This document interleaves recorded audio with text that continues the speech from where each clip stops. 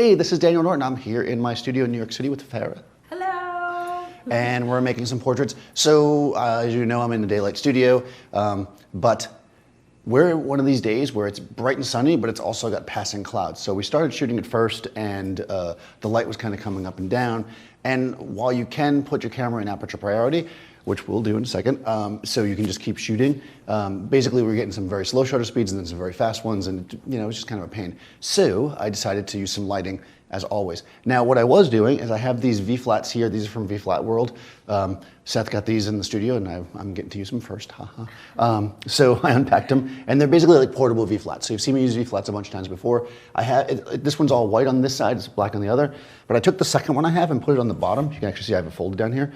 Because what was happening was light's coming through the studio, through the windows of the studio, it's bouncing off the bottom of the V-flat, and it was giving a little bit of kind of that underneath light, which I didn't really care for because of the angle of it. So by putting black down here, I'm actually kind of creating kind of a negative fill, but more like just blocking the fill. It's not really a negative fill.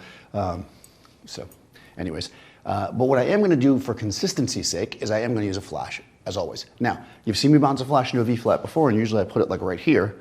But if I put the flash right here, it's only going to cover a small section of the V-flat, right? It's not going to give the full wide that we want. So what I'm doing is I actually have it out here. This is a Profoto B1X. I got it pointed at the background, and I'm not sure if you'll see it because it's so bright in here, but turn the modeling light on, and one thing we can definitely see is that it's hitting her too, though, which we don't want because then we're going to have bright light hitting her before it gets to the V-flat. So I'm going to use a flag, which I have conveniently right here, and I'm basically just going to flag it off. So what I want to do is hit the maximum amount of background without hitting Farah. So we do that, now we're good. And of course, again, we want consistency, so I've added a second flash over here that's just lighting the wall up, keeping it white for the shots. So simple as that, right? And then what we're gonna do is a couple of things. So I'm gonna start off, kind of show you how we got here. I'm gonna have the flash off, and I'm gonna just put my camera in aperture priority. So I'm gonna switch to aperture priority. Now, a lot of times you guys will see me, I will set the camera at like f8 or f16 or something to get rid of all the daylight, but because I want to use some of the daylight, I'm going to shoot around f4. That's going to give me a nice depth of field so we can see her whole body, but not so, not so close down. So take a quick shot, and that's what we get. And it looks pretty nice, right? We're at f4, and we're 400 ISO though. And actually we are, it just says auto. So I don't know what the shutter speed was, I'll probably have to look back at it. Let's see, it's an 80th, which isn't super slow. But again, this is right now the sun's out. As the sun starts to drop, it will change. So let's just shoot a few like this so you can see natural light shots, which are really nice, Good catch light in her eye, nice and pretty. She's not moving around too much, so we should be good. And that's fine, right? That makes a decent shot. But we're gonna add the flash. Now the trick here to getting the flash is we want the flash shot to look exactly like the non-flash shot, if that makes any sense.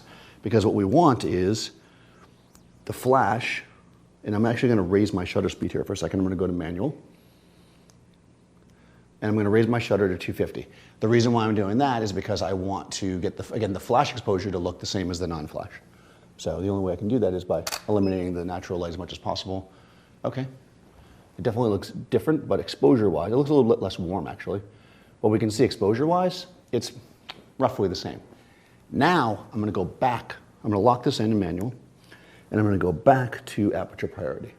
So what's gonna happen is my shutter is gonna keep going up and down to compensate for the daylight, but the flash will freeze any action and also give me consistency. So the combined look should be, and once we do this, we're just gonna look, because again, when you're combining lights, you just wanna make sure. Exposure-wise, looks pretty good. I'm gonna take a second for that image to come in. Let's see. Again. Exposure-wise, we look pretty good. I think we're a smidge on the bright side, but if you've watched any video we ever do, I always like to be a little bit on the bright side. So as long as we're not blowing out, let me just grab my exposure slider. Yeah, like that's probably about where we want to be. So I'm gonna actually give myself a little exposure compensation. So I'm giving myself a regular exposure compensation down half a stop. There we go. And we can see that, again, if you guys already see the video, that the light's coming up and down. And we can do playful stuff, get some good poses here. Good, good, good. Nice like that. Do it with the arm across. Yeah. We'll do it for you. You kind of work your face back. Pretty. You know, getting some nice shots here. Good. Nice. Just like that. Good. You can see the sun's going down, and we should be, even though the sun's going down, right, the shot's staying the same. Now, we are getting a slower shutter, so if we start to, if she's moving around too much, I have to be a little wary, because even with the flash, we're going to get pop and blur if we, so that's cute, but just turn more face onto me. There we go. There we go. So we can see, actually, that we'll get, like, again, a pop and blur if she's moving too fast. So you want to be a little wary of it. I mean, I can see my shutter speed changing. I'm at a 40th right now. That's a little slow, but again, she's not moving really around. Turn this way. I'm losing you. There we go. You can look like here when you're, good, good, pretty, nice like that. And even when the sun comes up, my shutter speed will just increase.